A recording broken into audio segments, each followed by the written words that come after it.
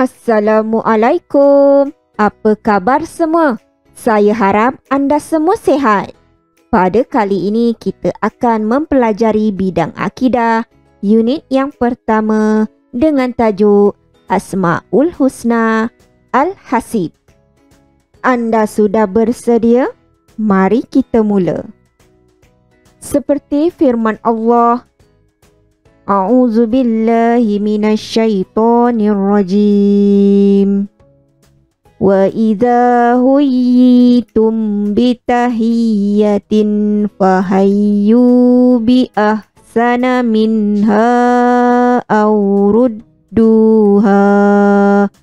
Innallaha kana ala kulli syai'in hasiba. Maksudnya, dan apabila kamu diberikan penghormatan dengan sesuatu ucapan hormat, iaitu seperti memberi salam, maka balaslah penghormatan itu dengan yang lebih baik daripadanya.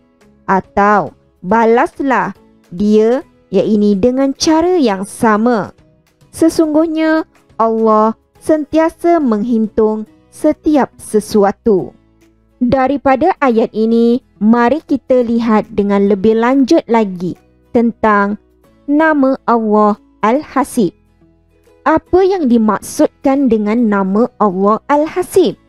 Nama Allah Al-Hasib bermaksud Allah Maha menghitung setiap amalan dan perbuatan kita, sama ada baik ataupun tidak baik, pada setiap masa dan tempat.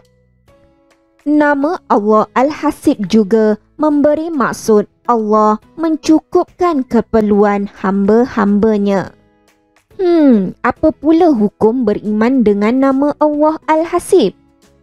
Kita wajib beriman bahawa Allah mempunyai nama Al-Hasib. Seperti mana firman Allah Subhanahu wa ta'ala, A'udzu billahi minasyaitonir rajim.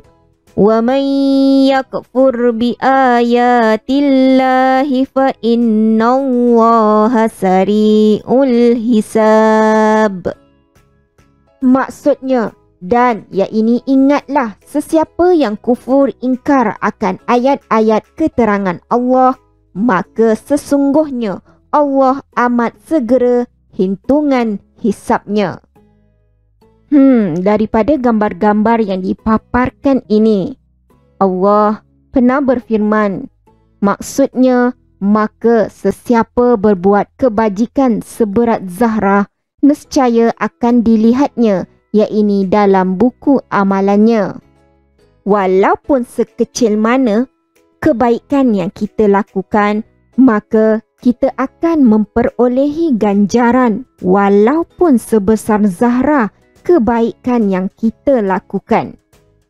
Sebagaimana gambar-gambar ini juga, Allah pernah berfirman yang bermaksud, dan sesiapa berbuat kejahatan seberat zarah, nescaya akan dilihatnya dalam buku amalannya. Juga walaupun kejahatan yang sekecil kita lakukan, maka Allah akan menilai dan kita akan memperolehi balasan yang setimpal dengan apa yang kita lakukan walaupun hanya seberat zarah. Baiklah, mari kita lihat kesan-kesan jika kita meyakini nama Allah Al-Hasib. Yang pertama, kita akan memperbanyakkan amalan. Kedua, bersegera untuk melakukan amalan kebaikan. Ketiga, kita akan menghargai masa dengan melakukan perkara-perkara yang berfaedah. Keempat, kita akan meninggalkan segala maksiat. Kelima, bersyukur dengan segala pemberian Allah Subhanahu wa ta'ala. Dan yang keenam, hidup kita akan disayangi oleh Allah Subhanahu wa ta'ala. Mari kita lihat bukti-bukti bahawa nama Allah Al-Hasib itu wujud.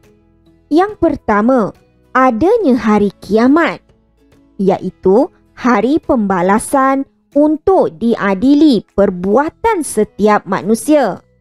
Yang kedua, diciptakan syurga, sebagai ganjaran kepada orang yang soleh. Ketiga, diciptakan neraka sebagai balasan kepada orang yang ingkar dengan perintah Allah.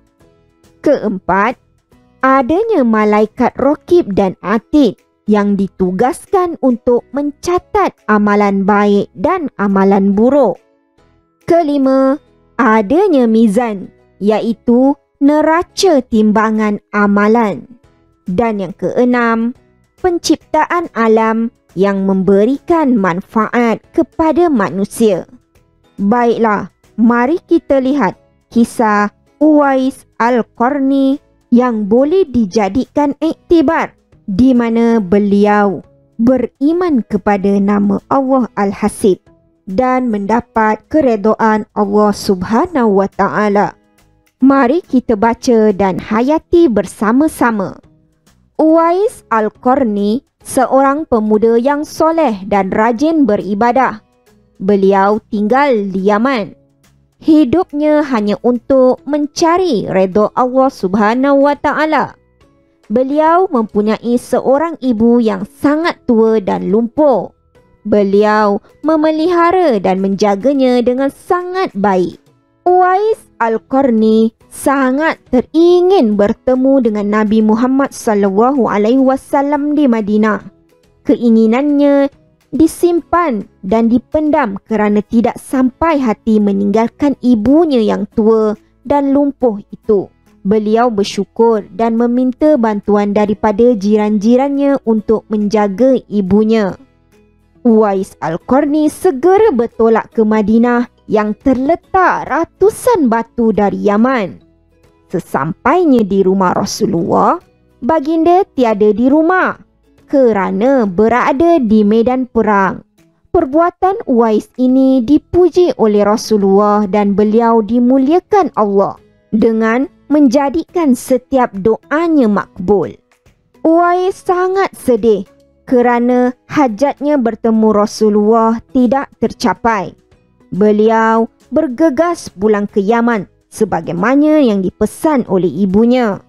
Sesungguhnya keimanan Uwais terhadap nama Allah Al-Hasib membuatkan beliau berusaha menjadi anak yang soleh dan mentaati perintah Allah Subhanahu wa Ta'ala.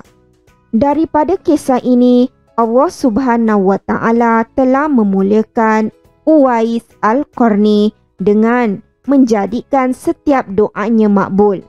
Maka ini adalah kesan beriman kepada nama Allah Al-Hasib. Secara rumusannya, kita wajib beriman dengan nama Allah Al-Hasib dengan cara berhati-hati pada setiap perbuatan kita dan menjadi manusia yang bersyukur. Semoga anda memahami isi kandungan yang dipelajari.